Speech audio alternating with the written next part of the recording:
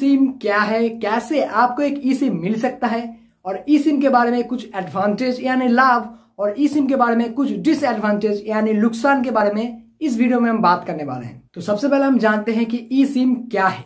ई SIM यानी embedded SIM या फिर एम्बेडेड सब्सक्राइबर आइडेंटिटी मॉड्यूल, यानी ई सिम को आप ऐसा एक सिम कह सकते हैं, ऐसा एक चिप कह सकते हैं कि आपके मोबाइल के मदरबोर्ड पे ही लगा हुआ आएगा और आपको कॉल, एसएमएस और इंटरनेट ब्राउजिंग ऐसे चीजों के लिए अलग से वो प्लास्टिक की सिम यानी फिजिकल सिम खरीदने की जरूरत नहीं पड़ेगी।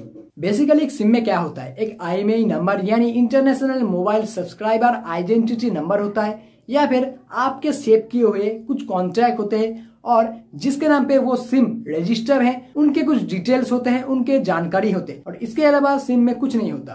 तो इन सारे छोटे चीजों को हम मोबाइल में क्यों नहीं कर सकते?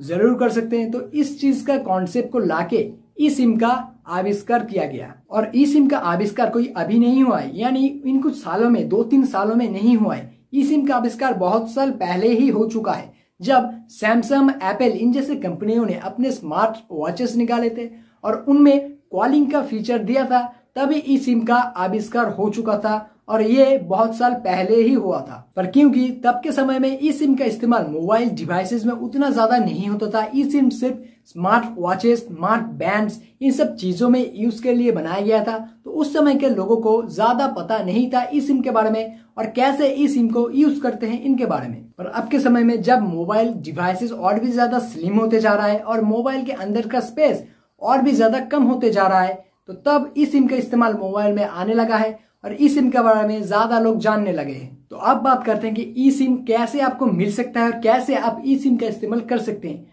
तो सबसे पहले तो आपको एक ई सिम सपोर्टेड डिवाइस या फिर ई सिम अवेलेबल है ऐसा एक मोबाइल खरीदना पड़ेगा। अगर आपको नहीं पता कि आपका मोबाइल, आपका स्मार्टफोन ई सिम सपोर्ट करता है कि नहीं, तो उसके लिए ये लिस्ट एक बार देख लीजिए। इस लिस्ट में अगर आपके मोबाइल का नाम हुआ तो आपका मोबाइल ई सिम सपोर्ट करता है और आप ई सिम इस्तेमाल कर सकते हैं। अगर नहीं हुआ तो आप ई सिम इस्तेमाल नहीं कर सकते, आपका मोबाइल ई सिम सपोर्टेड नहीं है। उसके बाद अगर आपका मोबाइल ई सिम सपोर्टेड हुआ तो आप जिस कंपनी का भी, जिस सर्विस ऑपरेटर का भी सिम यूज करते हैं, उस सर्विस ऑपरेटर को एक मेल करेंगे।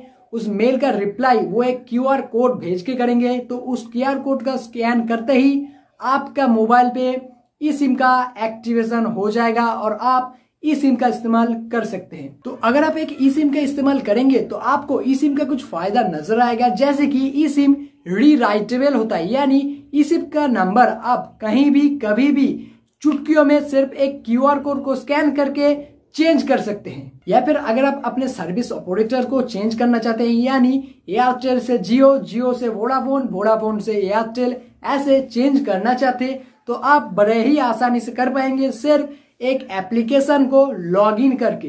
क्योंकि ई सिम आपके मोबाइल के अंदर ही लगा हुआ है, यानी ई सिम आपके मोबाइल का ही एक पार्ट है। तो ई सिम इस्तेमाल करने पर आपके मोबाइल पे जो नेटवर्क का स्ट्रेंथ आएगा वो नॉर्मल सिम से ज्यादा होगा और जो इंटरनेट का स्पीड होगा वो भी नॉर्मल सिम से, यानी नॉर्मल प्लास्टिक के सिम से ज्यादा होगा, अच्छा होगा। अगर आपका मोबाइल चोरी होता है तो ई सिम होने की वजह से वो चोर आपके मोबाइल से वो सिम निकाल के फेंक नहीं पाएगा और आपका मोबाइल जब भी वो चालू करेगा यानी ऑन करेगा तो आप उसे ट्रैक करके पकड़ सकते हो। वैसे ही अगर आप अभी चाहें तो आपका सिम निकाल के दूसरे का सिम लगा के आप अपने फोन में यूज कर सकते हैं, पर जब ई सिम आएगा तो तब आप ऐसा नहीं कर पाएंगे। या फिर अगर आपका मोबाइल खराब हो जाता है तो आप उस मोबाइल से ई सिम होने के वजह से उस सिम को निकाल के दूसरे फोन में यूज नहीं कर पाएंगे और कुछ दिनों तक वो सिम उसी मोबाइल पे बंद होके पड़ा रहेगा। तो अगर आपको ये वीडियो अच्छा लगे तो इस वीडियो को लाइक कीजिए और ऐसे ही टेक्नोलॉजी से जुड़ा वीडियो को देखने के लिए हमारे चैनल को सब्सक्राइब कीजिए। मैं मिलता हूं आपसे अगली वीडियो में, तब तक के लिए